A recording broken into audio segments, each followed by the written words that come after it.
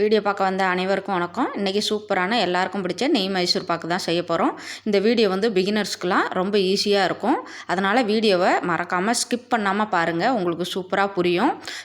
அது மட்டும் இல்லை, வாயில் போட்டால் கரையக்கூடிய இந்த சூப்பராக சாஃப்டான மைசூர் பாக்கை குறைஞ்ச அளவு நெய்யை கொண்டே நம்ம வந்து பண்ண போகிறோம். வாங்க எப்படி பண்ணலான்னு பார்க்கலாம். முதல்ல நம்ம சப்ஸ்கிரைபர் எல்லாருக்கும் ரொம்ப ரொம்ப நன்றி சொல்லிக்கலாம். சப்ஸ்கிரைப் பண்ண போகிறவங்களுக்கும் ரொம்ப ரொம்ப நன்றி. வாங்க வீடியோக்குள்ளே போகலாம். அதுக்கு தேவையான பொருள் எல்லாம் நான் எடுத்து வச்சுருக்கேன். முதல்ல வந்து நம்ம ஒரு தட்டில் வந்து நெய் அப்ளை பண்ணி இல்லைனா ஆயில் அப்ளை பண்ணி நல்லா ஒரு இடத்துல எடுத்து வச்சுக்கலாம். அதுக்கப்புறம் நம்ம எடுத்து வச்சுருக்க கடலை மாவை ஒரு வானலில் கொட்டி மீடியமான ஹீட் வச்சு நல்லா வாசம் வர வரலையும் நல்லா வறுத்துக்கலாம். அதுக்கப்புறம் முக்கியமான இந்த விஷயம், சல்லடை போட்டு நல்லா சலித்து எடுத்துக்கோங்க. அதுக்கப்புறம் முறுக்கி வச்ச நெய்யை இந்த மாவு கூட சேர்த்து, வறுத்த மாவு கூட சேர்த்து நல்லா கிண்டிக்கலாம். நெய் பத்தலைன்னா எண்ணெயை சுட வச்சு ஊற்றி இந்தமாரி ஸ்டேஜுக்கு நல்லா கரைச்சி எடுத்துக்கோங்க. எண்ணெய் வந்து சன்ஃப்ளவர் ஆயில் இல்லைன்னா செக்குலாட்டின கடலை எண்ணெய் இருந்தால் சூப்பராக இருக்கும்.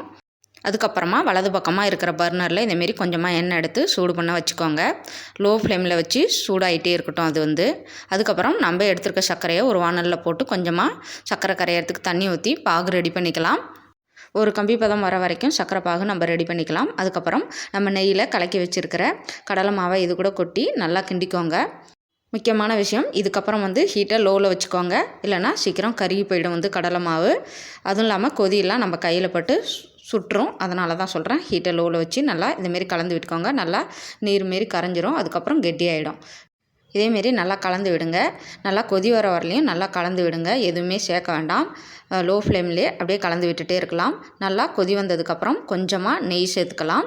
நெய் சேர்த்து விட்டு நல்லா கலந்து விட்டுக்கோங்க. இதுக்கப்புறமா சைடில் வந்து நம்ம சுட வச்ச எண்ணெயை சுட சுட இருக்கவே இது மேலே எடுத்து ஒவ்வொரு கரண்டியாக ஊற்றி நம்ம நல்லா கிண்டி விட்டுக்கலாம்.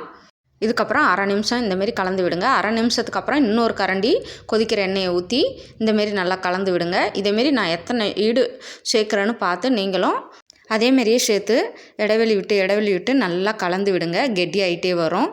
நான் எத்தனை முறை சூடான ஆயில் எடுத்து இந்த கரண்டியால் ஊற்றுறேன்னு 1 2 3ன்னு நம்பர் போட்டுகிட்டே வருவேன். நீங்கள் அதேமாரி பாருங்கள். அதேமாரி எத்தனை முறை சேர்க்குறோனோ அத்தனை முறை சேர்த்து அரை நிமிஷத்துக்கு ஒருக்க ஊற்றி நல்லா கலந்து விடுங்க. கைவிடாமல் கலந்து விடுங்க. எல்லா பக்கமும் எடுத்து விட்டு நல்லா கலந்து விடுங்க. இல்லைனா ஒரு பக்கம் எடுத்து விடாமல் இருந்தீங்கன்னா அப்புறம் அந்த கடலை மாவு வந்து கருகி போயிடும். கண்டிப்பாக ஹீட்டு வந்து லோ ஃப்ளேமில் தான் இருக்கணும், அதிகப்படுத்திடாதீங்க. சூடான ஆயிலை ஊற்றும் போது எல்லா பக்கமும் படுற மாதிரி ஊற்றுங்க. நல்லா பொரியணும் எல்லாமே. அதுக்கப்புறம் கிண்டி விடுங்க. கலந்து விடும்போது பொறுமையாக கலந்து விடுங்க. உங்கள் கையில் அந்த ஆயில் வந்து படும். நான் நோட் பண்ணதில் 2.5 நிமிஷம் வந்து எடுத்துக்கிடுச்சு இந்த ஸ்டேஜ் வரத்துக்கு. நீங்களும் இதையே ஃபாலோ பண்ணிக்கோங்க. நெய் ஸ்ப்ரெட் பண்ணி வச்சுருக்க பிளேட்டில் எடுத்து கொட்டிக்கலாம். உங்கள்கிட்ட மோல்டு இருந்தால் பட்டர் பேப்பர் போட்டு அது மேலே கொட்டிக்கோங்க. இன்னும் ரொம்ப ஈஸியாக இருக்கும். இதே மாதிரியே லைட்டாக மூவ் பண்ணி விடுங்க. அப்புறம் கீழே தட்டி விடுங்க. அதுக்கப்புறம் நல்லா ஆறுனதுக்கப்புறம் கோடு போடுங்க. நம்ம வந்து முன்னதாகவே போட்டோம், அதனால் பேந்து வருது. இதோட நிறுத்திடலாம். இதுக்கப்புறம் நம்ம போட்டுக்கலாம். ரொம்ப அவசரப்பட்டுட்டோம்னு நினைக்கிறேன். நல்லா ஆற விட்டு கோடு போடுங்க. இல்லைன்னா கரடு முரடாக நம்ம வந்து கோடு போடும்போது பேந்துட்டு வந்துடும். நான் அவசரப்பட்டதுனால கொஞ்சம் பேந்துட்டு வந்துடுச்சு. இங்கே பாருங்கள், நல்லா ஆறுனதுக்கப்புறம் கோடு போட்டேன். ஒரு 1/2 ஹவருக்கு அப்புறம் ஆகும், மேலே ஆகும். அதுக்கப்புறம் கோடு போடுங்க. அழகாக கோடு லைனாக வருது பாருங்கள், எடுத்துக்காமல். அதேமாரியே நீங்களும் ஃபாலோ பண்ணுங்கள். உங்களுக்கு எந்தெந்த ஷேப்பில் வேணுமோ, எவ்வளோ நீட்டு வேணுமோ, சின்னதாக போட்டுக்கோங்க. ரொம்ப சதுரமாக ஃபார்பாராக வேணும்னா அதேமாரி போட்டுக்கோங்க. உங்களுக்கு விருப்பப்பட்ட மாதிரி இந்தமாரி கோடு போட்டுக்கோங்க. நிறையா வந்து நெய் ஸ்ப்ரெட் பண்ணியிருந்தீங்கன்னா ஈஸியாகவே எடுத்துகிட்டு மேலே வந்துடும். நான் எடுத்து காட்டுறேன் பாருங்கள். இந்தமாரி பிளேட்டில் ஒட்டவே ஒட்டாது. கொஞ்சமாக நெய் போட்டிருந்தீங்கன்னா வந்து ஒட்டிக்கும். அப்புறம் நம்ம கீழே வந்து தட்டி தான் எடுக்கிற மாதிரி இருக்கும். பாருங்கள், பார்த்தாலே தெரியுது எவ்வளோ சாஃப்டாக இருக்குது, எவ்வளோ சூப்பராக இருக்குது. நம்மளுக்கு சூப்பராக கரெக்டான ஸ்டேஜில் நம்ம வந்து மைசூர் பாக்கு செஞ்சு ரெடி பண்ணிட்டோம். நல்லாவே செட் ஆகிடுச்சு, ஆறிடுச்சு. இனிமேல் நம்ம எவ்வளோ சூப்பராக ஈஸியாக எடுக்கலான்னு பாருங்கள்.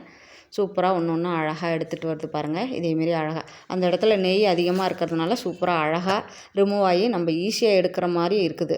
இங்கே பாருங்கள், அதேமாரி அழகாக தட்டில் ஒட்டவே இல்லை, அழகாக வருது பாருங்கள் எடுக்கிறதுக்கு. சூப்பராக டெலிஷியஸான ஒரு மைசூர் பாக்கு வந்து நம்ம ரெடி பண்ணிட்டோம். இதேமாரி குட்டி குட்டி பாராக வேணும்னாலும் நீங்கள் கட் பண்ணிக்கோங்க. நான் குட்டி குட்டி பாராக கட் பண்ணிட்டேன். பார்க்கவே அழகாக இருக்குது குட்டி குட்டி பாரு. இதேமாரி கட் பண்ணிக்கோங்க.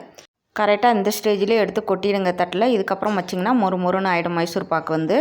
பிகினர்ஸ்லாம் ரொம்ப கவனமாக பார்த்து இந்த முறையை கரெக்டாக நான் பண்ணது மாதிரியே பண்ணுங்கள். அழகாக உங்களுக்கும் இதேமாரி சாஃப்டான மைசூர் பாக்கு கிடைக்கும். மறக்காமல் வீடியோ பார்த்துட்டு லைக் பண்ணிவிடுங்க, சப்ஸ்கிரைப் பண்ணுங்கள், ஷேர் பண்ணுங்கள்.